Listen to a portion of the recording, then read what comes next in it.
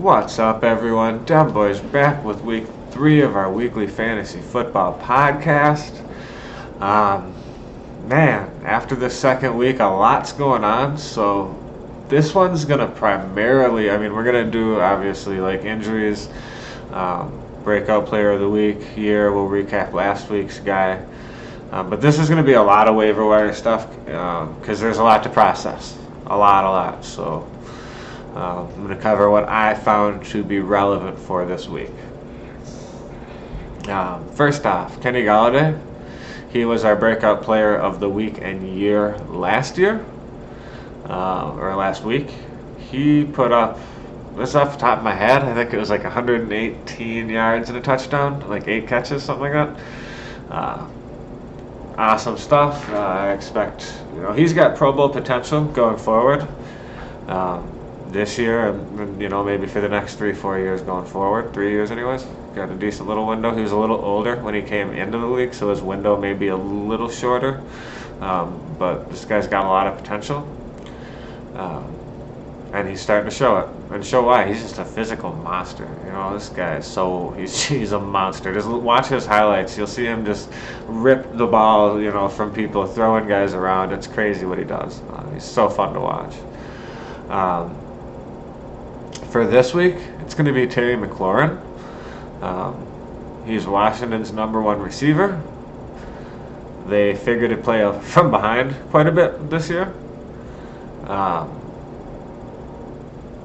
Why not, right? And, once they're out of playoff contention, it's likely that Haskins becomes the starter, right? Why wouldn't you? Well, they've played together, so that can be a real seamless transition. And that's why I think that he can carry it throughout the year no matter what happens there. So definitely target him this week on waivers. So beyond that, injuries, man. Injuries. Big Ben out for the year. How many y'all cringed when I said that? I'm guessing every Steelers fan and person with him on their fantasy roster is not happy. That's a tough one. Mason Rudolph becomes, in a super flex league, a priority ad. I'm going to put in a bid for him this week. And I would view him as like a low-end QB2, high-end QB3 with QB2 potential. But worst case scenario, as bye weeks come up, if you have a QB go down, hopefully it wasn't Big Ben. He's a guy who can come in and play in a spot like that. And we'll see. Like I said, he has potential QB2 upside. Drew Brees, that one sucks. Not as bad, only 6 weeks. Still, can mess up your fantasy season proper. But everybody on that team takes a huge hit, especially Michael Thomas. Kamara's hit is not as big. But unless Teddy Bridgewater's improved, here's the problem with Teddy. Obviously, 6'5", I'm a Minnesota guy, right? Teddy Bridgewater could not, when he was here, throw over the middle of the field, and he could not throw a vertical route. So Minnesota was really, when he was here, limited to outs, drags, and crosses.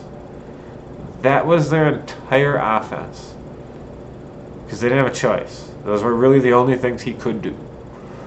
Do I think he can throw the ball to Kamara? Sure. Is Kamara going to see a lot more attention? People in the box? Yeah, that's the problem. But,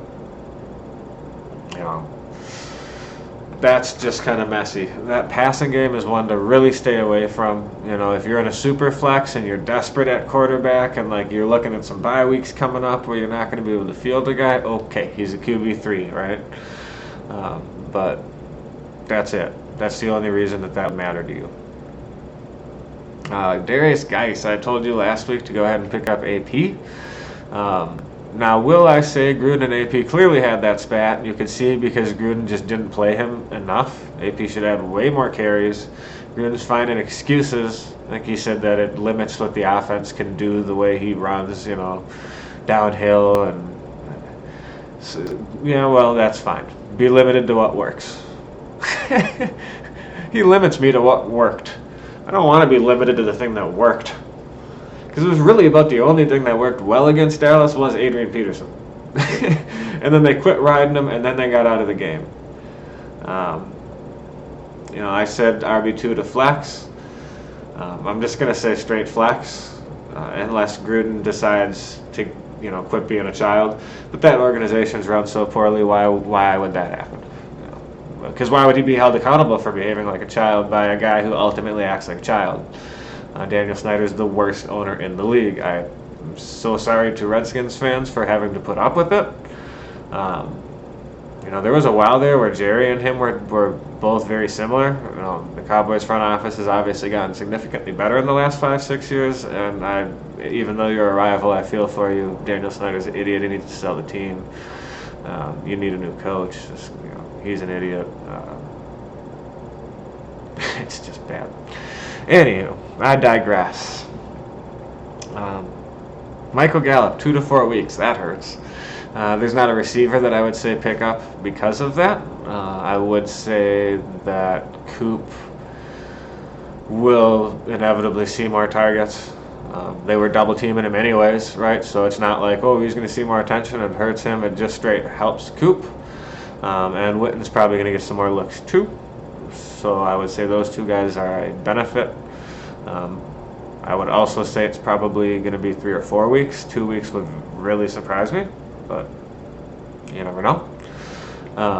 So maybe Witten if you're desperate for a pickup. Devin Singletary has a hammy, but doesn't seem like it's that serious. He is, for me, a speculative ad for later in the year, a stash. So if you have the space on your bench, I would strongly consider stashing him. It's very possible, with his success on limited carries, it's possible he's a flex play for the remainder of the year, but it's also possible that he, come fantasy playoff time, is receiving a larger workload, which could really, put him into RB2 consideration, potentially. That's probably your ceiling. But not bad for a speculative pickup. LaShawn McCoy has a hammy, MRI scheduled, I believe, today.